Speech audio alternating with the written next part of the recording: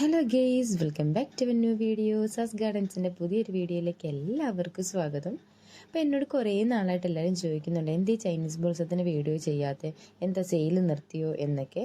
നമ്മൾ sale stop ചെയ്തിട്ടില്ല കേട്ടോ. കാരണം ഈ ഒരു ക്ലൈമറ്റ് എന്ന് പറഞ്ഞു കഴിഞ്ഞാൽ നല്ല വെയിലുള്ള സമയമല്ലേ. ഈ ഒരു സമയത്ത് ഞാൻ കഴിവതും ചൈനീസ് ബോൾസത്തിൻ്റെ സ്റ്റെം അയക്കാത്തതാണ്.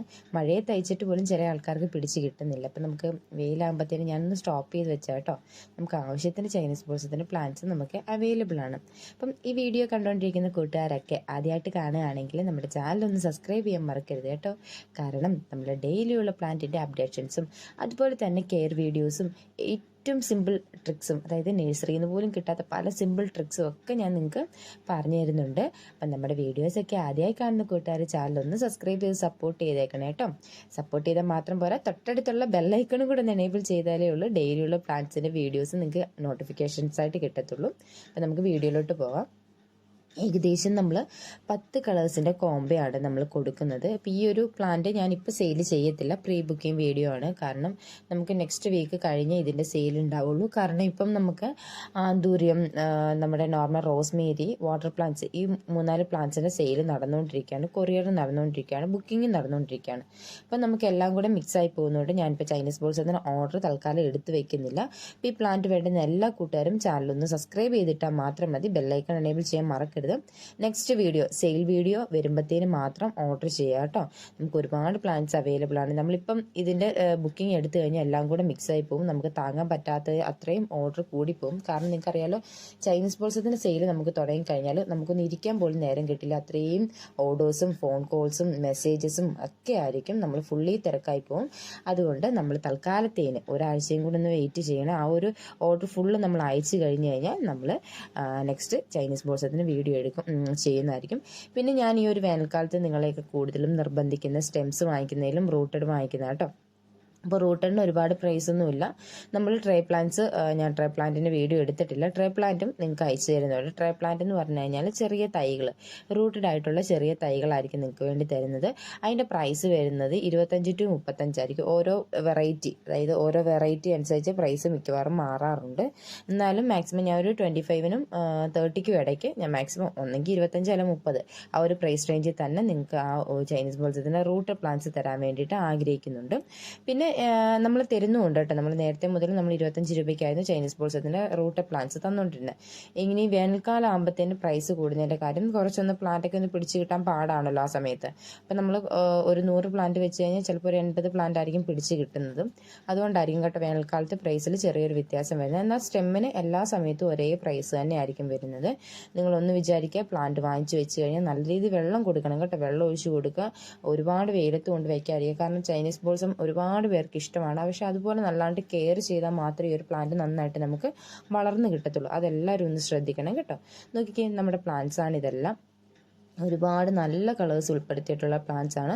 അപ്പോൾ എല്ലാവരും ചോദിക്കുന്നത്, നിങ്ങൾക്ക് നന്നായിട്ട് ഫ്ലവർ ചെയ്യുന്നുണ്ട്, എന്താണ് ചെയ്യാൻ റീസൺ എന്ന്. അപ്പോൾ നമ്മൾ കറക്റ്റ് ടൈമിൽ വളപ്രയോഗം നടത്തി കൊടുക്കുന്നതും വെള്ളം ചെയ്ത് കൊടുക്കുന്നതും, പിന്നെ നമ്മൾ ഈ പ്ലാന്റ് ഒരുപാട് ഷെയ്ഡെടുത്ത് വെച്ച് കഴിഞ്ഞാൽ ഇതിൻ്റെ പൂക്കളങ്ങ് കുറയും കേട്ടോ. അപ്പം വെയിൽ കിട്ടുന്നിടത്ത് തന്നെ ഈ ഒരു പ്ലാന്റ് വെക്കണം. പക്ഷേ വളങ്ങളും ഇട്ട് കൊടുക്കണം, അതുപോലെ തന്നെ വെള്ളവും ഒഴിച്ചു കൊടുക്കണം. എന്നാൽ മാത്രമേ പ്ലാന്റ് നല്ല രീതിയിൽ വളർന്ന് കിട്ടുള്ളൂ കേട്ടോ. അപ്പം നമുക്ക് ആവശ്യത്തിന് ചൈനീസ് ബോൾസം, എന്നും ഞാൻ എപ്പോഴും പറയാറുണ്ടല്ലോ, ചൈനീസ് ബോൾസത്തിൻ്റെ പ്രൊഡക്ഷൻ ഏറ്റവും കൂടുതൽ നടക്കുന്നത് നമ്മുടെ ഇടുക്കി ജില്ലയിലാണ്, അല്ലെങ്കിൽ വയനാട് ജില്ലയിലാണ്. വയനാട്ടിലെക്കാളും ഒരു പടി കൂടുതൽ നമ്മുടെ ഇടുക്കിയിൽ തന്നെയാണ് ഏറ്റവും കൂടുതൽ ഇതിൻ്റെ പ്രൊഡക്ഷൻ നടക്കുന്നത്. അതുകൊണ്ട് തന്നെ നമ്മുടെ ഈ പ്ലാന്റ് തീർന്നാലും നമുക്ക് പുറത്തുനിന്ന്, നമ്മൾ ഏറ്റവും കൂടുതൽ പുറത്തുനിന്നാണ് പർച്ചേസ് ചെയ്യുന്നത്, നമുക്ക് ആവശ്യം പോലെ പ്ലാന്റ്സ് കിട്ടും. അപ്പം ആ ഒരു സമയമായതുകൊണ്ട് നമ്മുടെ കയ്യിൽ എന്നും പ്ലാന്റ് ഉണ്ടാവും. അപ്പം ഞാൻ ഇടയ്ക്ക് വീഡിയോ ചെയ്യാൻ ചൈനീസ് ബോൾസത്തിൻ്റെ സെയിൽ സ്റ്റോപ്പ് ചെയ്തത് കൊണ്ടല്ല. ഇപ്പം നമുക്ക് പ്ലാന്റ് നമ്മൾ ഓൺലൈനിൽ സെയിൽ ചെയ്യാൻ ആഗ്രഹിക്കുന്നില്ലായിരുന്നു. കാരണം ഈ വെയിലത്ത് നിങ്ങൾ വാങ്ങിച്ചു വെച്ച് കഴിഞ്ഞാൽ നിങ്ങൾക്ക് പോകും. ഇപ്പം നമുക്കും അതൊരു ബുദ്ധിമുട്ടാണ്. പ്ലാന്റ് നശിച്ചു പോയി എന്ന് കേട്ട് കഴിഞ്ഞാൽ നമുക്കൊരു ബുദ്ധിമുട്ടാണ്. അതുകൊണ്ടാണ് ഈ ഒരു സമയത്ത് നമ്മൾ പ്ലാന്റിൻ്റെ സെയിൽ തൽക്കാലത്തിൽ നിന്ന് സ്റ്റോപ്പ് ചെയ്ത് വെച്ചത്. ഇനിയും പ്ലാന്റിന് പെട്ടെന്ന് ചില ആൾക്കാർ ഫംഗസൈഡ് അടിക്കുന്നതിൻ്റെ കാരണം ചോദിക്കുന്നുണ്ട്, എന്തുകൊണ്ടാണ് ഫംഗസൈഡ് അപ്ലൈ ചെയ്ത് കൊടുക്കുന്നത്. ഈ ഒരു പ്ലാന്റിന് എന്ന് പറഞ്ഞാൽ ഞാൻ എപ്പോഴും പറയാറുണ്ടല്ലോ, മഷിത്തണ്ടിൻ്റെ സ്കിന്നാണ്. അതുകൊണ്ട് തന്നെ പ്ലാന്റിന് പെട്ടെന്ന് അസുഖങ്ങൾ പിടിക്കും. അല്ലെങ്കിൽ ഒരു ദിവസം വെള്ളം ഒഴിച്ചില്ല ഈ പ്ലാന്റ് മൊത്തത്തോടെ ഒന്ന് തളർന്നു പോകും. അങ്ങനെയുള്ള പ്രശ്നങ്ങളൊക്കെ ഉണ്ടാവാറുണ്ട്. ഇതുപോലെ ഞങ്ങളിപ്പോൾ കൂട്ടത്തോടെ വെച്ചേക്കുന്നത് എന്ന് പറഞ്ഞു കഴിഞ്ഞാൽ, നമുക്ക് പ്ലാന്റ് അയക്കാനുള്ളത് കൊണ്ടാണ് ഇതുപോലെ കൂട്ടത്തോടെ വെച്ചേക്കുന്നത്. അപ്പോൾ നിങ്ങൾ വെക്കുമ്പോൾ പ്ലാന്റ് എപ്പോഴും അകത്തി വെച്ച് കൊടുക്കാൻ ശ്രമിക്കുക കേട്ടോ. ഒച്ചുകൾ കയറി നശിപ്പിക്കാൻ ഒരു വലിയ ചാൻസ് ആണ്. പുഴുക്കൾ കയറിയാൽ നമ്മൾ അറിയാതിരിക്കും. ഇങ്ങനെ അടുക്കി വെച്ച് കഴിയുമ്പോൾ നല്ല പുഴുശല്യവും ഒച്ചിൻ്റെ ശല്യവും ഒക്കെ ഈ ഒരു പ്ലാന്റിൽ തണുപ്പുള്ളത് കൊണ്ട് ഒച്ചുകൾ നന്നായിട്ട് കയറി വരും. അതുപോലെ തന്നെ പുഴുക്കൾ കയറി വരും. അപ്പം ഇടയ്ക്ക് നമ്മൾ ഈ ഒരു ഫംഗസൈഡ് കൊടുത്തുകൊണ്ടും കാര്യമില്ല. നമ്മൾ കീടനാശിനികൾ തന്നെ ഈ ഒരു പ്ലാന്റിന് കൊടുക്കണം. അല്ലെങ്കിൽ ഈ പ്ലാന്റ് കിട്ടാൻ വലിയ പാടാണ്. അപ്പം ഇതിന് ഫംഗൽ ഇൻഫെക്ഷൻ മൂലം ഈ പ്ലാന്റ് ചീഞ്ഞു പോകും. അതായത് ഇതിൻ്റെ വേരിൻ്റെ അടിയിൽ നിന്നായിരിക്കും നമുക്ക് ചീഞ്ഞു തുടങ്ങുന്നത്. പിന്നെ നമ്മൾ അതിൻ്റെ സ്കിന്ന്, അതായത് മണ്ണിന് തൊട്ട് മുകളിലായിട്ട് ഇത് ഫുള്ളി കറുത്തിരിക്കുന്ന പോലെ നമുക്ക് കാണാം. അപ്പം നമ്മൾ ഈ ഒരു പ്ലാന്റ് ചെയ്യാൻ തുടങ്ങി എന്നർത്ഥം. അങ്ങനെ ചെയ്യാൻ തുടങ്ങിയെങ്കിൽ നല്ല ബുഷി പ്ലാന്റ് ആണെങ്കിൽ നിങ്ങൾ അതിൻ്റെ മണ്ടവശം കട്ട് ചെയ്തിട്ട് അതിനെ വേർതിരിച്ച്, അതായത് പുതിയ സ്റ്റെം ഉണ്ടാക്കി പുതിയ സ്റ്റെം എടുത്തിട്ട് നമ്മൾ വേർതിരിച്ച് വെക്കാൻ വേണ്ടിയിട്ട് എപ്പോഴും ശ്രമിക്കുക. അങ്ങനെയാണെങ്കിൽ നമുക്ക് ഈ ഒരു പ്ലാന്റ് പെട്ടെന്ന് തന്നെ പല പോട്ടിലായിട്ട് പിടിച്ച് കിട്ടും കേട്ടോ.